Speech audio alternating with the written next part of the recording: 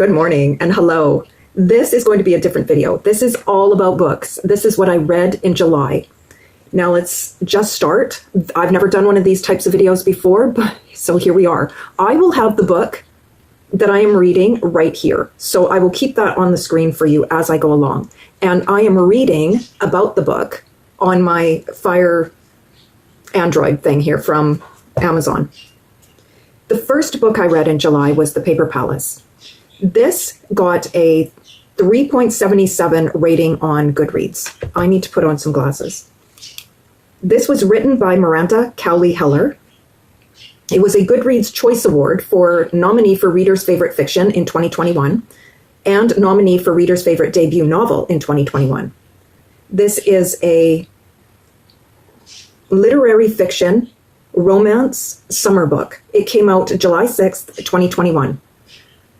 The synopsis is, it is a perfect July morning. And Elle, a 50-year-old happily married mother of three, awakens at the Paper Palace. That is the family summer place which she has visited every summer of her life. But this morning is different. Last night, Elle and her oldest friend Jonas crept out the back door into the darkness and had sex with each other. For the first time. All while their spouses chatted away inside. Now, happily married? Really? Okay. Now, over the next 24 hours, Elle will have to decide between the life she has made with her genuinely beloved husband, Peter, and the life she always imagined she would have had with her childhood love, Jonas, if a tragic event hadn't forever changed the course of their lives. Now, this was so generic to me. I've been here. I have done this so many times. Yes, Elle had a very tragic childhood. She did. And what happened with her childhood friend, Jonas, did not feel genuine to me. Their friendship was not a love affair. He was younger than her. She was 12, he was 14. Or she was 14, he was 12. And she looked at him, Jonas, as her little brother, but he was in love with her apparently. And something happened in a boat that I'm not going to discuss because of events that had happened to Elle, and it broke them up. But they didn't really have a friendship to begin with. I just didn't buy it. And Peter, her husband, was a good guy. And yes, some people have said that the ending of the book did not say whether Elle went back with her husband or back with Jonas. It is said in the book. It is there. I gave this book a 3 out of 5 stars. I can sort of recommend it, but not completely. I will read you some other people's thoughts on this book. This one was from a 5-star review. And it's from Monica, Crazy for Books. She is on Goodreads. And she says, there are some books which purposely aim to make the reader feel uncomfortable. I wasn't uncomfortable. I was bored. While at the same time being unable to stop reading. I kind of wanted to stop reading. The Paper Palace does that exquisitely. It's a tremendous character study that explores very dark and traumatic experiences in Elle's life, as well as in her mother and grandmother's lives too. You may say it's a generational family saga of PTSD women and what they regret or do not regret. Trigger warnings for sexual and psychological abuse, rape, and death of a loved one. I will leave it there. It is basically, does Elle go back to her childhood love or does she stay with Peter? I'm going to end it there. You can decide whether you want to read this book or not. I feel it's all over the board. And it mainly got 4 stars. This second row right there is 4 stars. So there you go. You can see what the book rated. Sorry, it's backwards, but that's how I film. The next book I read was Nightbitch by Rachel Yoder. I had no idea what I was doing with this book. I had no idea what it was about. Guys, this book got an average rating of 3.41. It is a horror fiction, magical realism, fantasy, contemporary feminism book. It is 256 pages, and it was published July 20th, 2021. It is now a movie with Amy somebody, I can't remember her name. One day, the mother was a mother, but then one night, she was quite suddenly something else. At home full-time with her 2-year-old son, an artist finds she is struggling. She is lonely and exhausted. She had imagined, what was it she had imagined? Her husband, always traveling for his work, calls her from faraway hotel rooms. One more toddler bedtime, and she fears she might lose her mind. Instead, quite suddenly, she starts gaining things, surprising things, that happened one night when her child will not sleep. Sharper canines, strange new patches of hair, new appetites, new instincts. From deep within herself, a new voice. Don't we all feel like that as a new mother?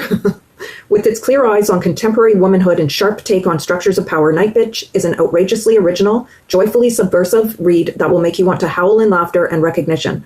I did not laugh once. I did not like this book. Addictive enough to be devoured in one sitting, this is an unforgettable novel with a blazing new talent. I gave this book 3 stars. It wasn't bad. I honestly needed to read it to find out what happened. And the ending was nothing great. So I don't know. I will give you from Monica Crazy for Books again, her opinion on this book, because I'm really terrible at telling my opinions. Now, I didn't hate it, but I didn't love it either. It was just sort of there. She writes, August pick for Buzzword-a-thon. I wouldn't consider this horror, but more of a cautionary tale on how suburban life for a new mother and housewife, whose husband is at home only on weekends. Yeah, that could turn anybody into a dog, couldn't it? Because that's what she turns into. She turns into a dog. I was like, what's going on here? And she goes, can turn into a complete nightmare when she realized she's given up the life she always wanted in order to please her husband's comfort. The writing style is quite unusual with long paragraphs. The dialogues are inserted into the description paragraphs and the characters have no first names. No, they don't. That's right.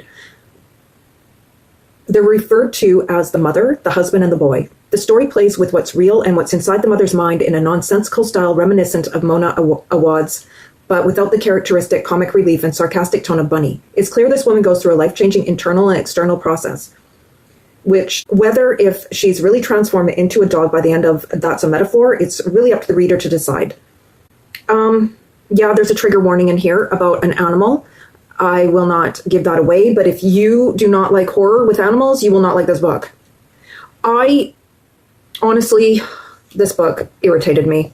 I think what irritated me the most is I don't like reading about children. So right there we had a problem. And I did not read the synopsis before going into this book. It was just a July book that I wanted to read in July. So here are the ratings on YouTube. The top one is 5 stars and it goes down from there. So like I said, it's up to you. Most people gave it 4 stars. Well, 4 stars and 3 stars.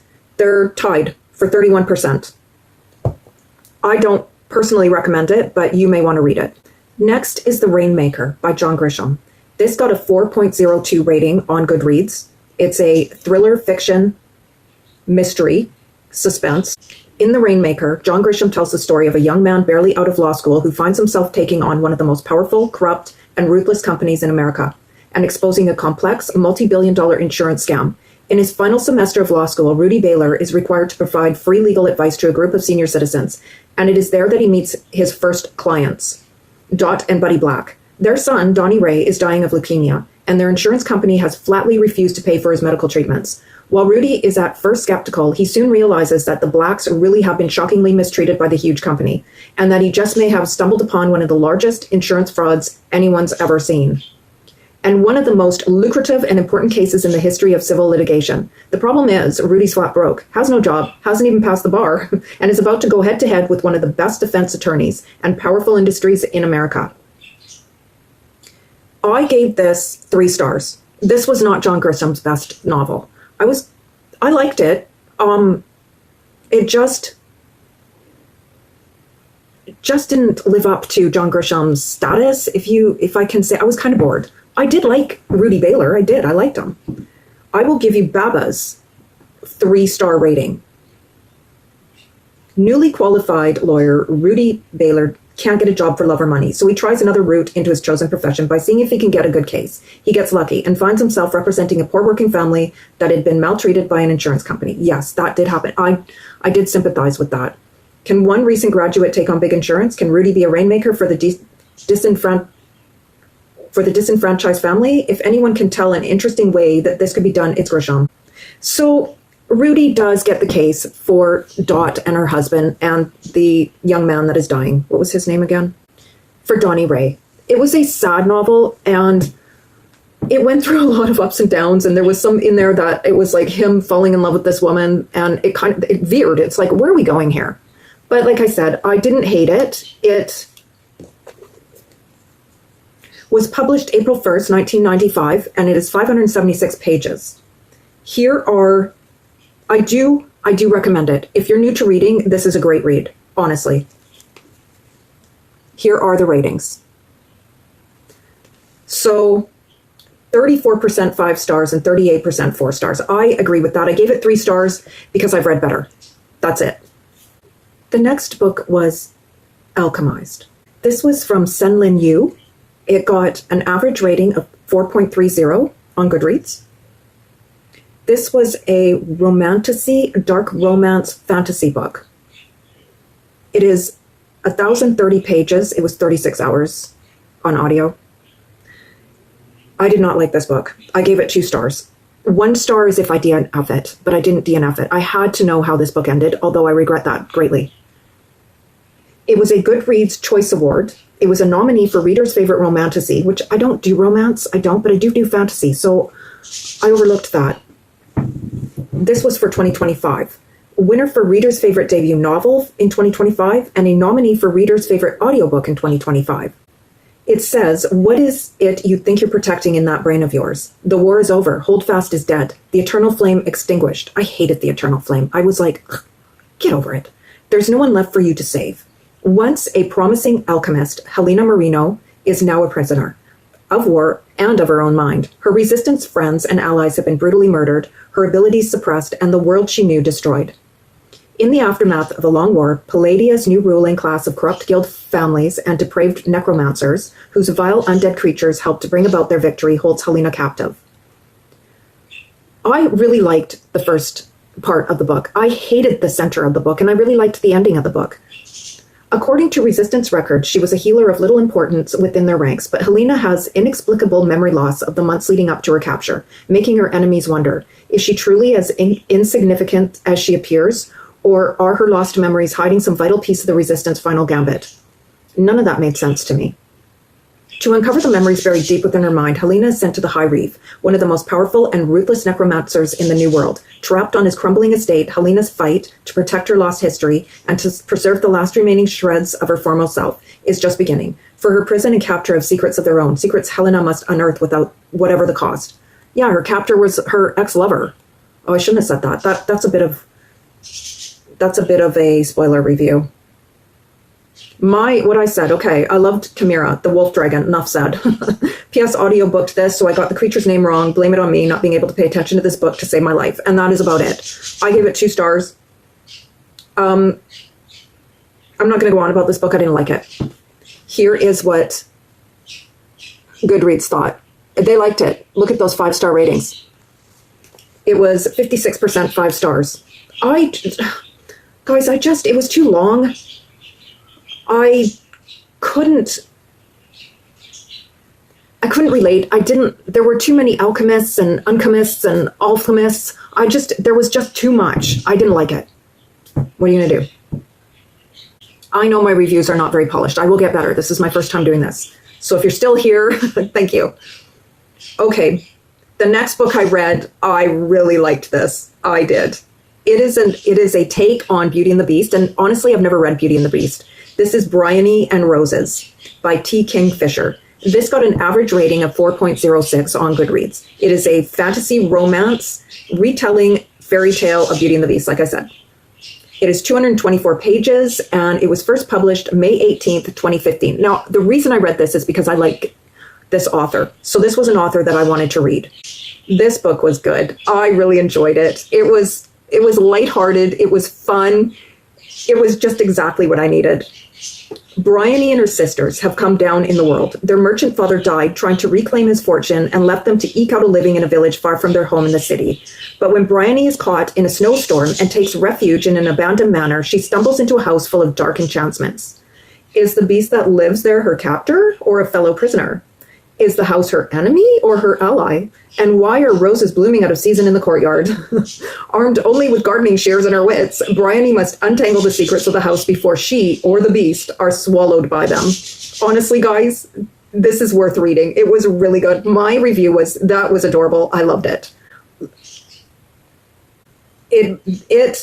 I'm not going to read you anybody's review. I'm not even sure if I should be doing that or not. I don't know. You can go and look this up on Goodreads. But this was so enchanting, so fun, and so cute. I totally recommend it. I gave it 4 stars because I told you, unless I absolutely cannot put this book down and love it to death, I do not give it 5 stars. and 45% agreed with me. Here are the ratings. Ready? Okay. Honestly, guys, this was fun. I will get better at this, I promise. But I hope that you got some value out of this and you pick up some books and let me know what you're reading and what you recommend down below. There may be more book reviews, and currently, what am I reading? I am currently reading, and I said I was only going to do audiobooks, but I do have a Kobo, and I am currently reading Ruth Ware's The Lying Game on here. Here's all my little bookies, and I'm having a hard time with that book so far, but that's okay. And on audio, I am currently reading Intimacies by Kitamura Katie. Oh, Katie Kitamura. It's backwards. Right there. So those will be being reviewed as well as my other August books. So if you liked this video, please don't forget to give it a like, subscribe if you haven't already, and I will see you in the next video. Have a wonderful day. Bye.